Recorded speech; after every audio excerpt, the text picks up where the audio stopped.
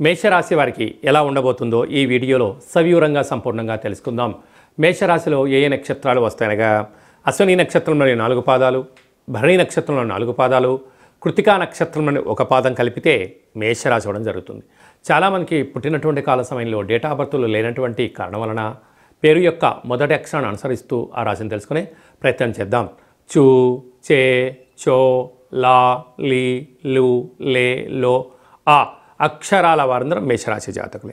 మేషరాశి యొక్క అధిపతి కుజ భగవానుడు. విశేషంగా వీరికి 2వ స్థానంలో దేవగురు బృహస్పతి సంచారం చేయడం, తృతీయంలో ఏడాది తర్వాత కుజ భగవానుడు సంచారం చేయడం వలన తల్లిదండ్రులతో, అన్నాదమ్ములతో, అక్కా చెల్లెలతో వీలైనంత వరకు మౌనంగా ఉండే ప్రయత్నం చేయండి. ఎందుకనగా తెలుగు ఉగాది పండగ రాబోతున్నటువంటి కొత్త పూర్ణిమ చివరి పూర్ణిమ అవ్వడం వలన సకలమైనటువంటి వీలైనంత వరకు ఆవేశానికి దూరంగా ఉండండి, ఆలోచనగా ఉండండి. పెద్దవారు ఏదైనా చెప్తే వినే మానవ ప్రయత్నం చేయండి.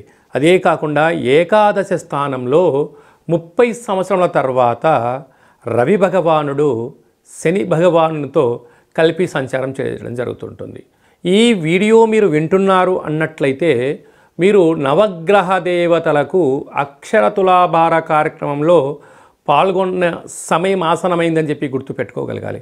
ఎందుకనగా సంవత్సరం చివరి పూర్ణిమ అవ్వడం వలన గ్రహ దోష నివారణకు గ్రహ నామములను స్మరింపచేయడము, నవగ్రహాల చుట్టూ ప్రదక్షిణ చేసే సమయం ఆసన్నమైందని చెప్పి మనం గుర్తుపెట్టుకోగలగాలి. అందుకే భగవంతుడు స్మరణ, ధ్యానము, ప్రదక్షిణ, ఆసనము, ముద్ర, ధ్యానంతో ఆయన ఆశీస్సులు కలిగి సకల గ్రహ దోషాలు తొలగిపోతాయి. కనుక ఈ వీడియో మీరు చూస్తున్నారు అంటే గ్రహ దేవతలే మీ దగ్గరికి ఈ వీడియోను చేరవేశారు. కనుక వారిని స్మరిద్దాం, ధ్యానిద్దాం, వారి యొక్క మంత్రాలను తులాభారంలో, అక్షర తులాభారంలో పాల్గొందాం. గ్రహ యోగానికి స్వాగతం పలుకుదాం. భగవంతుడు ఎప్పుడు కూడా ఎదురు చూస్తుంటారు. నన్ను ఎవరు స్మరిస్తారా, వాళ్ళని కాపాడదాం, నన్ను ఎవరు ధ్యానిస్తారా, నన్ను కాపాడదాం అనుకుంటూ ఉంటారు.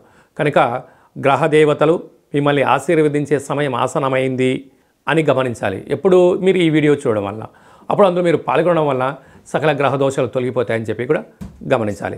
అలాగనే సాఫ్ట్వేర్ ఉద్యోగస్తులు, హార్డ్వేర్ ఉద్యోగస్తులు, అలాగనే గృహ భవన నిర్మాణ కార్యక్రమం చేసేటువంటి వారు, వ్యవసాయ సోదరీమణులకు వారందరికీ కూడా ఇది చాలా మంచి కాలం ఉందని చెప్పి కూడా గమనించాలి. అలాగనే ఏడాది తర్వాత వ్యయంలో త్రిగ్రహ కూటమి సంచార స్థితి ఉంది. కనుక ఆవేశానికి దూరంగా ఉండండి.